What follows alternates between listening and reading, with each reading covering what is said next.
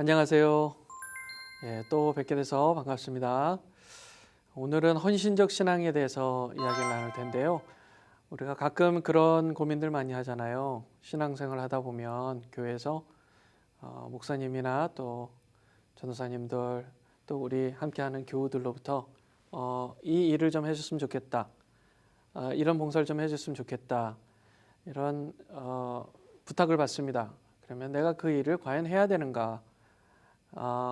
한쪽 마음에는 이게 좀 부담스러운 일인데 또 안 하기에는 너무 죄송하고 헌신이라는 게 과연 뭐지? 내가 헌신을 하긴 해야 되는데 하나님을 사랑하는 하나님의 자녀로서 하나님을 위해서 뭔가를 하긴 해야 되는데 무엇을 어떻게 해야 될지 또 부탁받은 것을 해야 될지 또 누가 부탁은 안 하는데 내가 하고 싶은 일이 생각날 때가 있어요.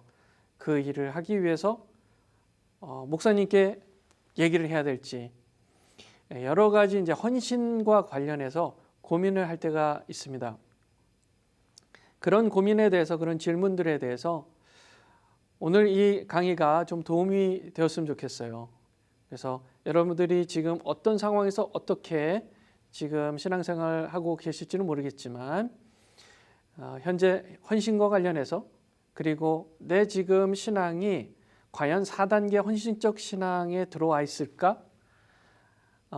거기에 대해서 오늘 좀 답을 얻으셨으면 좋겠습니다. 이전 단계, 우리가 지난주에 함께 이야기 나눴던 합법화 신앙, 3단계 합법화 신앙에서 하나님과 1대1의 인격적 관계가 이제 확정된 후에 하나님 자녀의 신분을 마음 깊이 내 것으로 만드는 그런 이제 단계를 얘기했습니다. 회심과 거듭남이 없이 하나님을 인생의 목적으로 삼는 것은 불가능하기 때문에 새로운 사람, 새 사람이 되어서 그 새 사람이라는 것은 결국 인생의 목적이 나에서 하나님으로 바뀌는 거잖아요. 완전히 다른 사람이 되었을 때 그게 가능하다는 거예요. 자, 그런 하나님은 사람보다 차원이 굉장히 높은 분이기 때문에 우리의 이성으로는 그분의 실체를 이해하기가 거의 불가능합니다. 그래서 하나님을 이성적으로 아는 것을 시도해보고 이해가 안 된다면 믿겠다? 이해가 된다면 믿겠다? 그것은 어불성설이에요. 순서는 그게 아닙니다.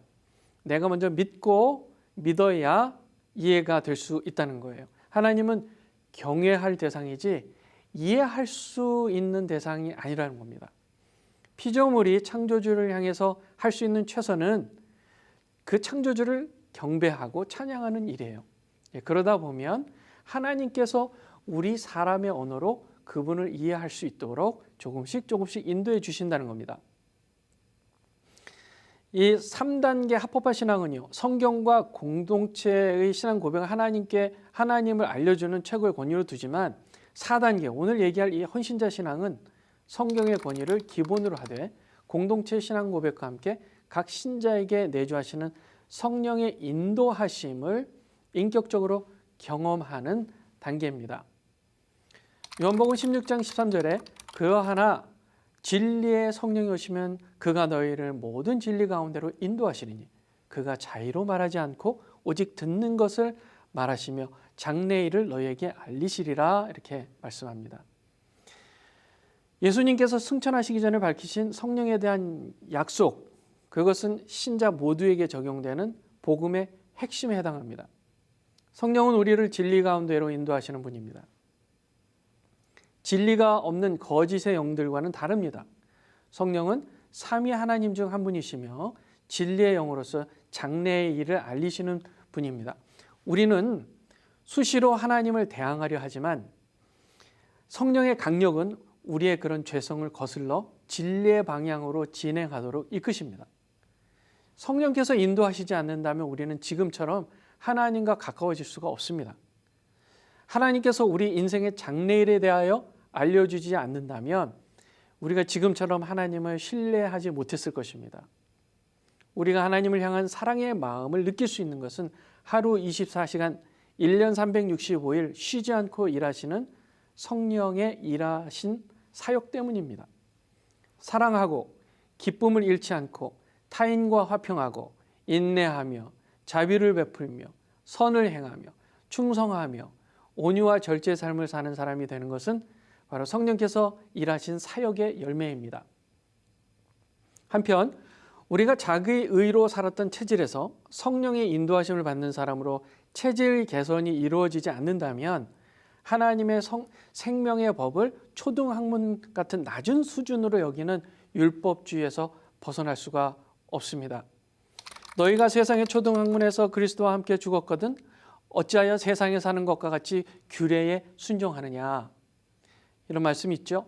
헌신자 신앙 단계는 성령의 열매를 맺기 시작하는 시기입니다. 하나님 말씀에 대해 누구보다 많이 연구했던 바리새인과 서기관들이 예수님의 꾸지람을 들었죠. 왜 그랬습니까? 그들은 남보다 훌륭한 율법 박사가 되는 것에만 만족했기 때문입니다. 하나님을 인격적으로 만나거나 하나님과 친밀해지는 것에 대해서는 관심을 갖지 못했던 겁니다. 지식만 많은 것을 하나님께서 원하시는 게 아니죠. 우리 하나님께서 원하시는 것은 우리가 하나님을 사랑해서 그분의 뜻을 따라 생명의 삶을 사는 것이죠.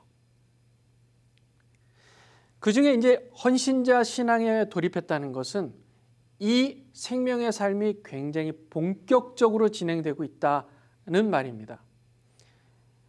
이 헌신자 신앙의 단계, 즉 4단계 신앙의 특징은 첫째, 하나님과 친밀하며 성령의 인도하심을 지속적으로 경험하는 단계입니다. 종종 하나님의 계획을 미리 예상하게 되는 경우가 있어요. 성령께서 미리 알려주시는 경우에요. 둘째, 다른 사람을 위해 기도합니다. 중보자가 됩니다. 국가를 위해서 기도하고 세계를 위해서, 선교지를 위해서, 우리 선교사님들을 위해서, 교회를 위해서, 목사님들을 위해서, 목회자를 위해서, 친구들, 가족들, 우리가 아는 사람들을 위해서 중보하기 시작한다는 거예요. 셋째, 하나님의 주권을 철저히 인정하며 사적 공적 사회에서 하나님의 통치를 관찰하기 시작합니다. 눈에 보이는 거예요. 내 주변에 일어나는 일들에서 하나님께서 일하시는 모습을 관찰할 수 있다는 거예요. 눈에 이제 들어온다는 겁니다. 넷째, 하나님의 법도를 본인 삶의 영역 전체에 명확히 적용하며 드러냅니다.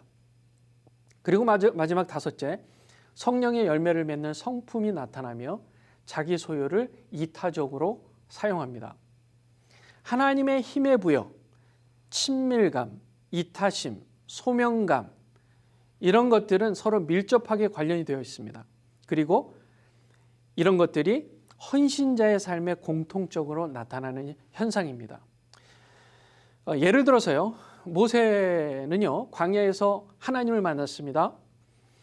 하나님은 애굽에 종살이하는 이스라엘 백성이 앞으로 겪을 일에 대해서 알려주십니다.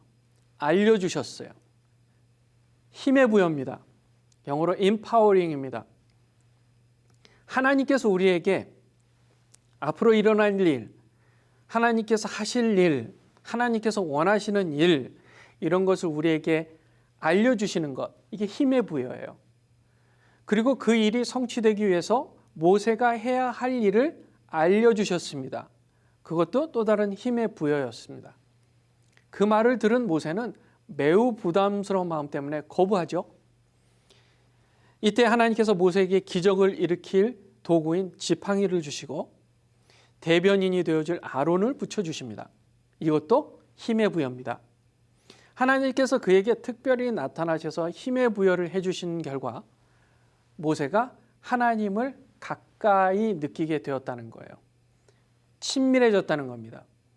또한 그가 부담감을 느끼고 처음 하나님의 명령을 거부한 것은 오히려 그의 출애굽 사역이 자기 자신만을 위한 개인적 이익을 추구하는 일로 보지 않았음을 증명해 주는 거죠. 그렇죠? 이타심이죠. 아브라함은 그의 마음에 그런 욕심이 없었어요. 자기 자신을 위한 일이라고 생각하지 않았어요. 오히려 그런 부담감을 느꼈어요. 왜요? 이타심이 있었기 때문입니다. 그는 거룩하신 하나님의 명령을 따라서 소명감을 느꼈습니다. 40년 애굽의 종살이로 고통받고 신음하고 있는 이스라엘 백성을 보았습니다. 이타심을 느꼈죠. 애굽에서 끌어내어 백성들이 가야 할 오랜 광야길을 인도하는 일에 소명감을 가지고 헌신했습니다. 자, 이런 것이 헌신자에게 나타나는 현상들이에요. 하나님의 힘의 부여, 또 하나님과의 친밀감, 이타심, 소명감, 이런 것이 헌신자의 삶에 나타나는 거죠. 아브라함이요, 소돔을 위해서 중보하는 모습이 나와요. 네, 중보하는 거예요. 자, 아브라함이 어떻게 변했어요? 이제 하나님과 나의 관계가 더 이상 나만을 위한 관계가 아니라는 것을 조금씩 알게 된 거죠. 하나님은 하나님의 크신 계획이 있으시고 그것을 하나하나 이루어 가시는데, 전능하신 하나님께 내가 아니라 또 다른 사람을 위해서 축복하며 기도하는 것, 이것이 가능하기 위해서는 하나님과 나의 관계가 나만을 위한 관계가 아니구나라는 것을 깨달았기 때문이죠. 자, 계약관계라는 게 있어요. 계약관계는 조건적입니다. give and take입니다. 주는 만큼 받고 받는 만큼 주는 사무적 관계입니다. 이해관계가 사라지면 더 이상 이 계약관계는 지속할 필요가 없죠. 그런데 하나님의 계약관계는 이와 달랐습니다. 하나님께서 아브라함과 맺으신 이 편무계약, 하나님 편에서만 사인하신 편무계약의 목적은 화목한 관계였습니다. 이에 아브라함은요, 하나님을 더욱 신뢰하고 가까이 갈 수 있었다는 거예요. 그래서 헌신자는요, 하나님과 친밀해지기 위해서 그 친밀감을 추구하는 사람입니다. 여호와께서 아브라함에게 나타나셨어요. 환상도 꿈도 아니었습니다. 현실이었습니다. 여호와께서 마므레의 상수리 나무들이 있는 곳에서 아브라함에게 나타나시니라. 창세기 18장 1절에서 2절 말씀 제가 읽고 있습니다. 날이 뜨거울 때에 그가 장막문에 앉아 있다가 눈을 들어본 즉 사람 셋이 맞은편에 서 있는지라. 그가 그들을 보자 곧 장막문에서 달려나가 영접하며 몸을 땅에 굽혀, 이렇게 나오죠. 자, 기온이 뜨거운 날이라고 기억할 정도로 그날의 만남이 생생했습니다. 인상적이었어요. 눈에는 보이지 않는 여호와 하나님께서 눈에 보이는 사람으로 나타나셨어요. 임마누엘이었어요. 지극히 높으신 하나님께서 피조물과 함께 하시는 놀라운 장면입니다. 아브라함은 하나님의 임재를 직감했어요. 지체하지 않고 달려나갔습니다. 그리고 영접하며 몸을 땅에 굽혀 간청했습니다. 내 주여, 내가 주께 은혜를 입었사오면 원하건대 종을 떠나 지나지 마시옵고 물을 조금 가져오게 하사 당신들의 발을 씻으시고 나무 아래에서 쉬소서. 내가 떡을 조금 가져오리니 당신들의 마음을 상쾌하게 하신 후에 지나가소서. 당신들이 종에게 오셨음이니이다. 그들이 이르되 네 말대로 그리하라. 이렇게 얘기하죠. 아브라함의 이 모습은요, 이전에 하나님을 대했던 모습과 완전히 다릅니다. 진심으로 하나님을 좋아하는 모습입니다. 이제 아브라함은 하나님을 사모하는 사람이 됐습니다. 하나님과 가까워지기를 원하는 사람이 되었던 거예요. 하나님께서 그와 함께 머물며 교제해 주기를 바랬어요. 하나님께서 아브라함의 마음을 아셨고 머무는 것을 허락하셨어요. 이에 이제 아브라함이 급하게 사라에게 가서 레시피를 줬어요. 이대로 떡을 만들으라고 요청을 하고요. 하인에게는 기름지고 좋은 송아지를 잡아서 요리를 맡겼습니다.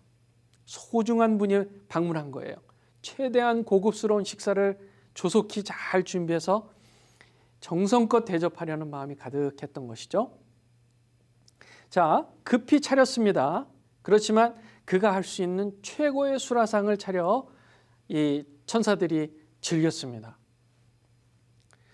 자, 높은 사람, 대단한 사람, 유명한 사람, 대인을 만나면 우리는 보통 어려워하는 경향이 있어요. 그 이유가 뭘까요?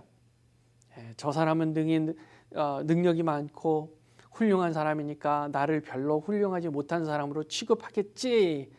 그런 신념 때문입니다. 또 저 사람은 내가 자기를 높은 사람으로 대접하기를 기대하겠지라는 부담감도 작용하기 때문이죠. 이에 반작용으로 나는 저 사람이 별로 마음에 안 들어, 별로 가까이 할 대상은 아닌 것 같아, 저 사람에게 나의 능력을 보여줘서 나를 좋아하게 만들어야지, 이와 같은 생각들이 스쳐 지나갈 수 있다는 거예요. 자, 이 생각 중에 어느 것도 사실은 건강하지 않은 생각입니다. 비합리적인 생각입니다. 이 비합리적인 생각에서 벗어나기 위해서 이분과의 만남이 귀하다, 과연 어떤 유익이 있을까 기대해보자, 이런 생각으로 바꿀 필요가 있어요. 하나님과의 만남에도 이것과 크게 다르지 않습니다. 우리가 하나님과의 관계에서 자동적으로 갖는 심론 중에요, 하나님이 나와 크게 상관이 없는 것 같다, 하나님은 나에게 크게 관심이 없는 것 같다, 내가 이렇게 기도도 많이 하고 성경도 많이 읽고 교회 사역도 열심히 하니까 하나님께서 나를 사랑하겠지, 아닐 수도 있겠지, 이런 생각들은 좀 경계해야 할 문제입니다. 대신 이렇게 생각해야 돼요. 나를 만드시고 사랑하시는 하나님, 정말 귀한 분이다. 나를 위해 그분의 계획이 기대된다. 이와 같은 생각이 사실 정상적인 생각이라는 거예요. 아브라함이 그렇게 하나님을 신뢰하고 있었기 때문에 하나님과의 친밀한 교제를 반겼습니다. 그가 그렇게 하나님을 신뢰하는 사람이 될 수 있었던 것은 자기 자신에 대한 핵심적인 신념의 변화 때문이었습니다. 예전에는 이렇게 생각했을 거예요. 나라는 사람 누구도 신경 쓰지 않는 불필요한 존재야. 상속할 아들도 못 낳고 이방의 객이 되어서 땅도 없고 하나님은 나를 별로 중요하게 생각하지 않는 것 같아. 결국 나는 안개처럼 잠시 있다가 아무도 모르게 죽어서 누구도 나를 기억하지 않을 거야. 그런데요, 지금의 아브라함은 이렇게 생각하고 있다는 거예요. 나는 복의 근원이지. 상속할 아들을 낳을 것이고 땅을 소유할 것이고 내 후손이 별과 같이 많아질 것이야. 하나님을 나를 위해 특별한 계획을 세우시고 내 삶을 이끌어가고 계시지. 결국 내 자자손손 후손들이 나를 기억하고 믿음의 조상으로 나는 남아있을 거야. 이처럼 거대한 자기 정체성의 변화, 이것은 신앙 성장과 발맞추어서 발생하게 됩니다. 그 결과 하나님을 더욱 신뢰하는 사람으로 성장하게 되는 것이죠. 하나님은요, 장막 뒤에 숨어있는 아브라함의 아내 사라가 듣고 있다는 것을, 이 대화를 지금 듣고 있다는 것을 알고 있었어요.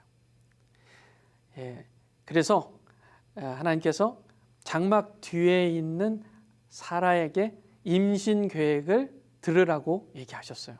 내년 이맘때는 사라에게 아들이 있을 것이라는 매우 구체적인 계획을 밝히신 거예요.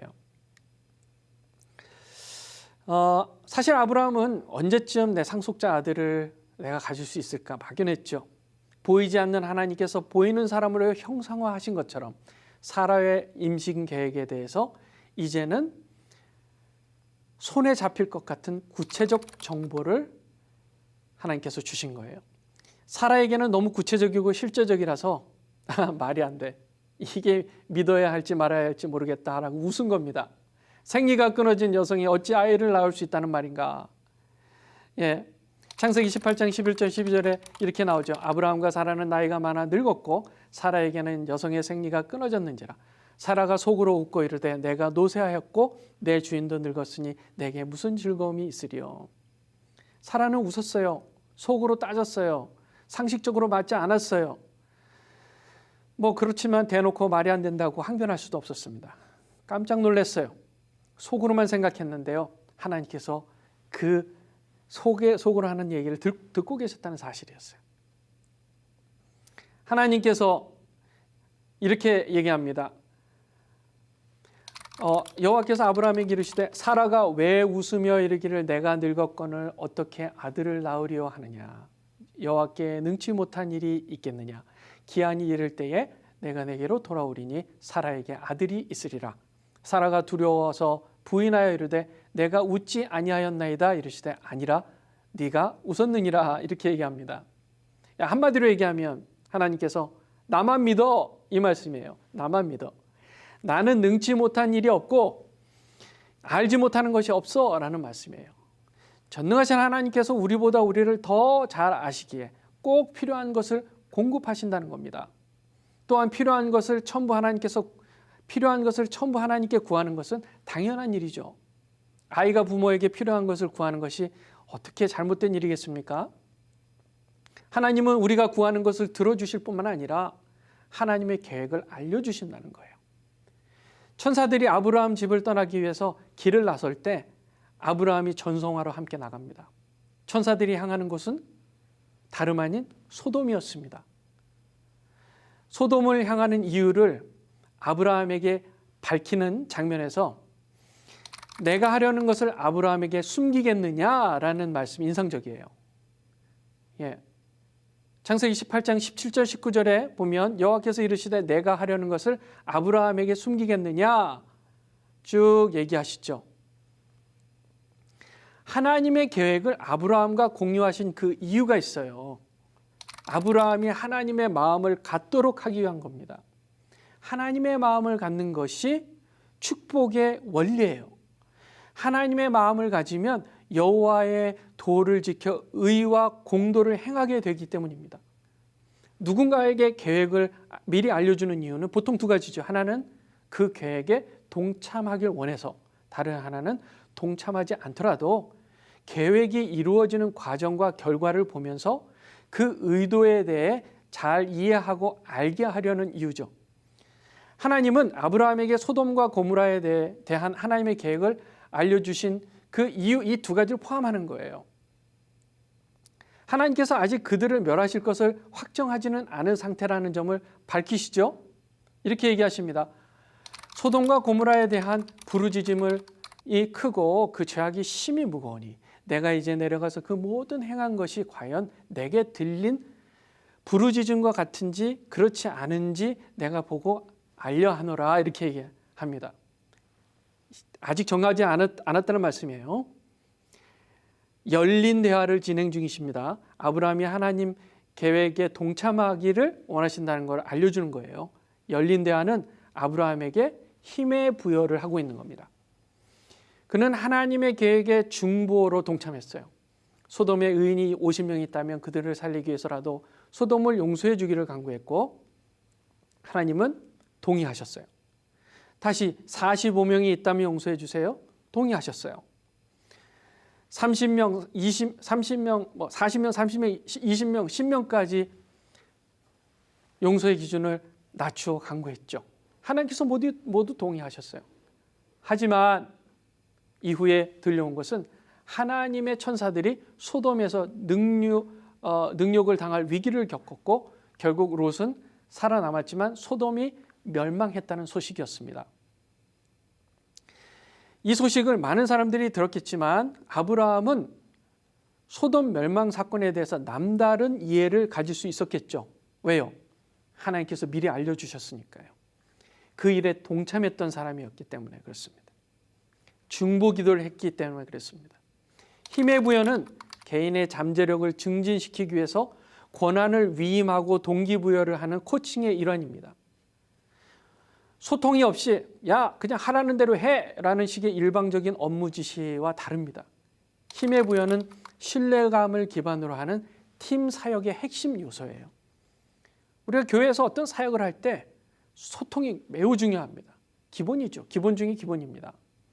신뢰감을 갖고 함께 동참하도록 계획을 함께 공유하고 만들어 나가는 거예요.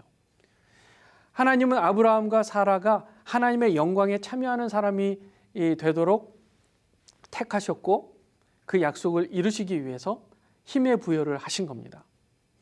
신앙이 성장하는 과정에서 꼭 필요한 것이 자기 가치감입니다. 이 자기 가치감이 높아지게 하는 것은 바로 하나님께서 함께 하신다는 것을 믿는 믿음입니다. 이런 사람은 신앙생활이 즐겁죠. 예배할 맛이 나죠. 남들을 위해서 중보 기도할 마음이 생깁니다. 하나님은 이처럼 힘의 부여를 통해서 우리를 더 가까이 그분께 이끄신다는 겁니다. 하나님이 이러한 이끄심을 통칭해서 우리는 소명이라고 부릅니다. 오스기니스의 책 소명에서는요, 하나님을 사랑하도록 부르심이라는 1차 소명과 하나님을 위해 직업을 완수하는 2차 소명으로 분류합니다. 그러면서 이렇게 얘기해요. 하나님의 소명은 삶에서 가장 깊은 성장과 최고의 영웅적 자질을 향한 열정을 불러일으키는 비결이다라고 말합니다. 자, 신앙 성장을 위해서 이 두 가지 1차, 2차 소명이 다 중요한데요. 1차 소명 없이 2차 소명이 이루어질 수가 없어요. 1차 소명 뭐예요? 하나님을 사랑하는 것. 소명이 신앙 성장으로 연결되려면 하나님을 사랑하는 마음의 동기가 전제되어야 한다는 것입니다. 자, 드디어 이제 아브라함이 일생 동안 고대하고 바라던 일이 일어났어요. 뭐였습니까? 불가능할 것이라고 생각했던 일. 여호와 하나님께서 약속하셨던 대로 아브라함과 사라 사이에 아들을 주셨는데요. 여호와께서 그 말씀대로 그 약속대로 이루셨습니다. 그리고 사라는 웃었습니다. 창세기 21장 5절 6절 보면 아브라함이 그 아들 이삭을 낳을 때 100세라 사라가 이르되 하나님이 나를 웃게 하시니 듣는 자가 다 나와 함께 웃으리로다. 그랬습니다. 지금 아들을 낳고 웃은 이 웃음은요, 이전에 그 어떤 웃음과 좀 다른 거죠. 전에 사라는 아기를 갖게 될 것이라는 말을 믿을 수 없어서 웃었죠. 근데 지금은 실제로 아이를 가졌기 때문에 기쁨의 웃음을 웃는 것입니다. 사라는 이제 생각이 바뀐 거예요. 되는구나. 하나님이라면 가능하구나. 불가능하다고 생각했던 일도 하나님이라면 가능하구나. 태중에 품었던 아기가 지금 이제 엄마의 품속에 안겨 있어요. 젖을 빨며 자기 존재를 어머니 심장에 확인시키고 있습니다. 사라는 얼굴에 미소를 가득 품고 부드러운 손으로 아기의 머리를 쓰다듬는 거죠. 그래 아기야, 넌 기적이야. 내 아버지 나이가 지금 100세야. 이 어미는 나이 들어 아기를 가질 수 없었어. 근데 여호와께서 너라는 기적을 베푸셨다. 그래서 넌 기적이야. 하나님께서 널 우리에게 주셨어. 사라는요, 불가능을 가능하게 하시는 하나님을 경험했습니다. 하나님에 대한 생각이 바뀌었어요. 이렇게 사라의 하나님에 대한 생각이 바뀐 것은 나이 많은 사라가 아기를 낳은 것 이상으로 큰 기적이었습니다. 하나님을 경험하고 하나님을 알아가는 것 자체가 기적입니다. 하나님께서 하나님의 개입을 드러내실 때, 우리가 그 경험을 했을 때 하나님을 이해하는 통찰이 생기면서 우리는 하나님에 대해서 조금씩 더 알아가게 되는 것이죠. 그래서 하나님의 기적을 경험하는 순간은 우리가 작은 생각의 박스를 뚫고 나오는 영감의 순간입니다. 영어로 인스피레이션이라고 하죠. 우리는 이 영감의 순간 사라처럼 웃게 되는 거죠. 아브라함이 청지기 본분을 망각하고 다시 아내를 누이라고 속이는 사건이 발생해요. 우리에게 주어지는 이 물질적 소유나 만나는 사람은 하나님 없이 주어지는 것은 아무것도 없습니다. 그래서 각 소유와 사람은 각각 선한 용도와 목적이 존재합니다. 우리는 하나님께서 허락하신 소유와 사람을 그 목적대로 사용 또는 관리하는 청지기 역할을 할 뿐이죠. 하지만 아브라함은 신앙의 헌신적 단계라고 보기에 힘든 하나님의 주권을 무시하는 모습을 보였다는 거예요. 예전엔 애굽이었지만 이번에는 그랄이었습니다. 하나님을 모르는 곳이라 더 두려웠어요. 그랄 왕 아비멜렉은 미인 사라가 아직 결혼하지 않았다는 소식에 후궁을 삼고자 데려갔습니다. 물론 아브라함도 동의했죠. 전에 일어났던 사건과 유사한 일이었습니다. 습관이었습니다. 아브라함의 옛사람이 나타난 거예요. 그래, 내 인생의 주인은 나지. 옛사람이 튀어나왔어요. 하나님 앞에 재차 범죄했어요. 하지만 이번에도 하나님께서 강하게 개입하셨습니다. 아비멜렉의 꿈에 남편이 있는 여자를 데려왔기 때문에 죽을 것이라는 그런 식은땀 나는 악몽이었습니다. 억울했습니다. 그는 사라가 결혼한 여자라는 것을 알지 못했어요. 자신은 피해자였어요. 속인 자는 아브라함이었습니다. 하지만 결론적으로는 아비멜렉이 죽는다는 얘기였습니다. 억울하지요. 항변했습니다. 이에 하나님께서 아비멜렉을 죽을 상황까지 이르지 않도록 막아주셨다는 거예요. 아비멜렉이 하나님의 메시지에 대해 두 가지를 생각할 수 있게 된 거예요. 하나는 하나님께서 정작 거짓말을 한 아브라함의 편에 계시다는 점. 또 다른 하나는 하나님 여호와라는 신이 뭇 다른 신들과 분명한 차이가 있다는 점을 느낀 것입니다. 그랄은요, 당시 블레셋 이방 문화에 속한 나라였기 때문에 여호와가 아닌 이방 신들을 섬겼습니다. 아비멜렉의 꿈으로 하나님을 경험했을 때 이 신은 지금까지 섬기던 다른 신들과 사뭇 달랐죠. 자, 이렇게 얘기해요. 네가 온전한 마음으로 이렇게 한 줄을 나도 알았으므로 라는 말씀이 나와요. 이게 포인트예요. 여호와 신은 논리적으로 합리적인 분이에요. 그리고 남편이 있는 여인과 동침하는 사실을 인지하지 못했다 하더라도 그것이 하나님 앞에 범죄라는 말씀이었던 겁니다. 하나님이라는 신은 간음을 범죄로 규정하지 않는 다른 이방인 신들과 달랐다는 겁니다. 하나님은 이번 일로 아브라함과 사람들에게 하나님이 인생의 주권자라는 사실을 확인해 주셨어요. 아비멜렉과 그의 종들의 마음에 하나님의 존재를 각인하신 겁니다. 아비멜렉이 아침에 모든 일을 그의 종들에게 들려주었고 종들도 하나님이 매우 특별한 신이라는 사실을 인정하게 되었습니다. 아브라함이라는 사람은 특별한 신이신 하나님의 선지자라는 것도 알게 된 거죠. 아브라함이 기도하면 그 기도 때문에 죽지 않고 산다는 겁니다. 따라서 아브라함은 하나님의 선지자라는 신분을 가진 자로서 그랄 국가에서 국회의원 면책 특권 이상의 사회적 권한을 부여받게 되는 계기가 된 것입니다. 그랄의 왕이라도 어쩔 수 없었어요. 죽고 싶지 않으면 선지자 아브라함을 함부로 대할 수 없게 된 것입니다. 아비멜렉은 두려운 마음으로 아브라함에게 사라를 돌려주며 양과 소와 종들을 주면서 거주할 땅도 마음대로 골라 살도록 했습니다. 이에 더해 아비멜렉은 이런 상황에서 사라가 혹시 느낄 수 있는 수치감을 생각해서 은 1000개를 주어서 사라에게 사과하는 것으로 마음의 짐을 모두 덜었던 것입니다. 한편 아브라함은 아비멜렉을 위해서 기도하고 아비멜렉과 그 집안 모든 사람들이 죽음을 면하고 사라의 일로 인해서 발생한 아비멜렉 집안 여성들이 불임 문제까지 있었는데 그것이 치료되도록 하셨어요. 그럴 사람들은 이 사건을 국민과 후손들에게 전했을 거예요. 왜냐하면 여성들이 불임 문제를 겪다가 치료되어 출산하게 된 사건이었기 때문입니다. 아브라함과 그를 만난 사람들이 인생은 하나님이 주관하신다는 것을 몸소 체험하게 된 거죠. 사실 아브라함은 거짓말쟁이였습니다. 그런데 하나님은 아브라함을 사용하셨습니다. 두 가지입니다. 하나님과의 친밀한 관계, 하나님께 쓰임을 받는 것. 이것을 동일하게 생각할 때 몇 가지 문제가 발생할 수 있어요. 하나님과 친밀한 관계, 하나님께 쓰임받는 것.